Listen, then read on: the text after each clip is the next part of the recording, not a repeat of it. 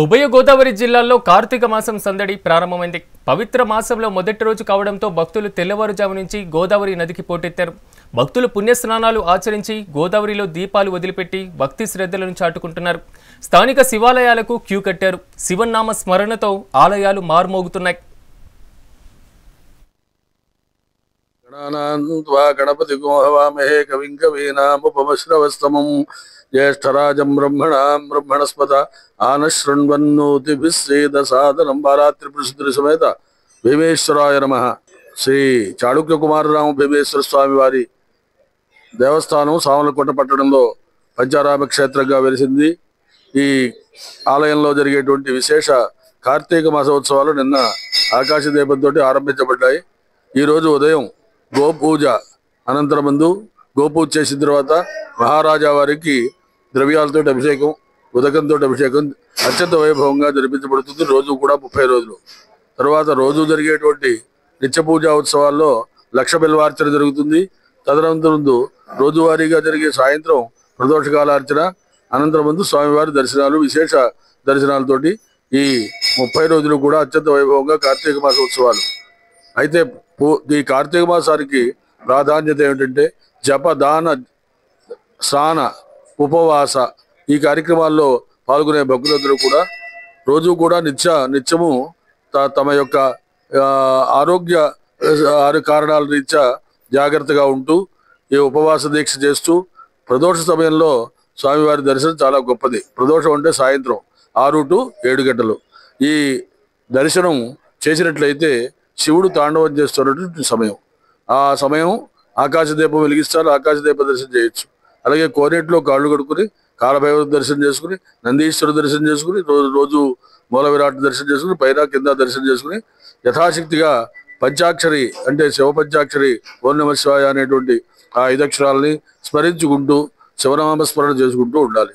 అలాగే ఈ కార్తీక మాసం కృత్తికా నక్షత్రం పౌర్ణమి నాడు ఎప్పుడైతే వస్తుందో అది కార్తీక మాసం అని అనిపించుకుంటుంది. ఈ కార్తీక మాసంలో స్నానం చాలా గొప్పది, దీపదానాలు గొప్పవి. అదే ఉసిరి చెట్టు దగ్గర దీపం పెట్టచ్చు. అలాగే ఇంకా 4 సోమవారాలు పర్వదినాలు, మహాపర్వదినాలు. కార్తీక పౌర్ణమి చాలా గొప్ప పర్వదినం. ఈ మాసం అంతా కూడా పర్వదినాలే. ఒక్కొక్క రోజున ఒక్కొక్క రకమైనటువంటి ఫలితాన్ని ఇస్తుందని కార్తీక పురాణంలో వశిష్ఠ మహర్షి జనక మహారాజుకి ఈ కార్తీక పురాణాన్ని చెప్పినట్టుగా మనకి స్కాంద పురాణం చెబుతోంది. అటువంటి కార్తీక మాసాన్ని ఈ మెగా 9 భక్తులు ద్వారా, ఈ మెగా 9 ద్వారా వచ్చేటువంటి భక్తులు, వినేటువంటి భక్తులు, వచ్చేటువంటి భక్తులకి ఈ కార్తీక మాస శుభాకాంక్షలు తెలియజేస్తూ స్వామివారి దివ్య దర్శనం చేసుకుని ఈ పంచారామ క్షేత్రాలను కూడా దర్శనం చేసుకుని ఈ కుమార భీమేశ్వర స్వామి వారి యొక్క అనుగ్రహం పొందాలని కోరుతూ మీకు అందరికీ కూడా శుభాశీస్సులు చేస్తున్నాం. ఆలయం నుంచి వేమూరి సోమేశ్వర శర్మ నిత్యాభిషేక పారాయణ పూజ చేసేటువంటి భక్తుడు. రోజు కార్తీక మాసం పర్వదినం మొదటి రోజు పురస్కరించుకుని ఈరోజు మన పంచారామాలలో అతి ప్రాముఖ్యమైనటువంటి యోగలింగమైనటువంటి మన శ్రీ భీమేశ్వర స్వామిని దర్శించుకోవడం జరిగింది. ఇక్కడ భక్తులు చాలా ప్రతి సంవత్సరంలాగే ఈ సంవత్సరం కూడా కార్తీక మాసం అంగరంగ వైభవంగా ఇక్కడ జరుగుతుంది.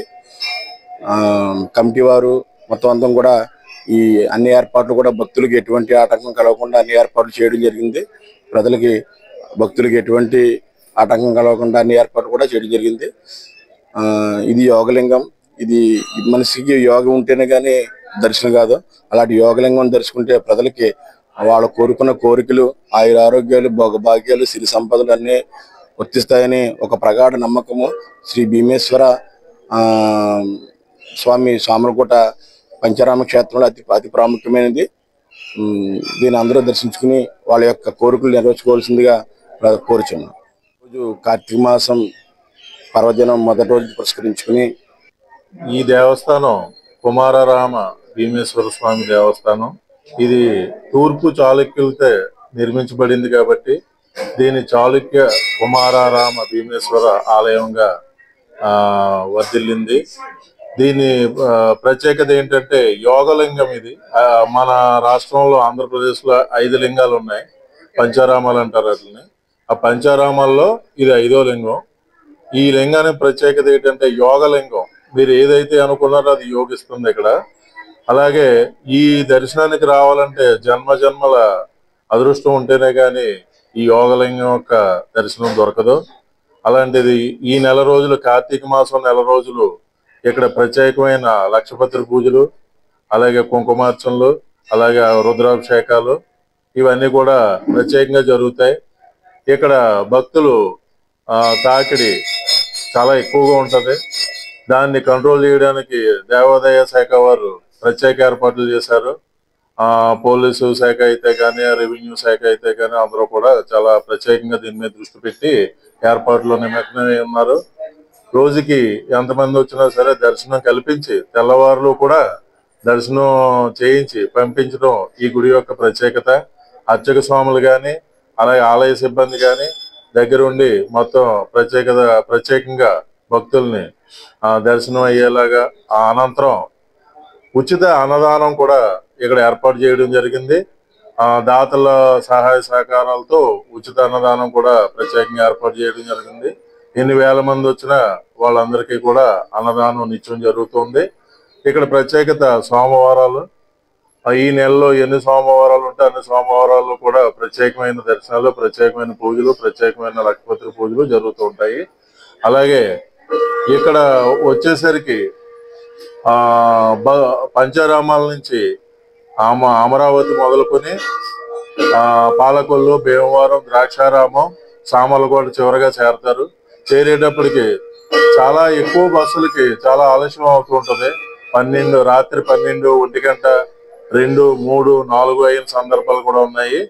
అయినా సరే ఇక్కడ దర్శనం లేకుండా ఎవరిని పంపడం అనేది జరగదు. అందరినీ దర్శనం చేసి రాత్రి వేళల్లో కూడా అన్నదానం వాళ్ళు, భక్తి మండలి వాళ్ళు కూడా అలాగే ప్రసాదాలు అందించి వాళ్ళ అన్ని రకాలుగా వాళ్ళకు సహాయపడుతూ ఇక్కడ పురజనం అయితే అవ్వచ్చు, లేకపోతే ఆలయ సిబ్బంది అవ్వచ్చు, పోలీసు వారు అయితే అవ్వచ్చు, ప్రత్యేకమైన శ్రద్ధ తీసుకుని అందరికీ కూడా సేవలు చేయడం జరుగుతుంది.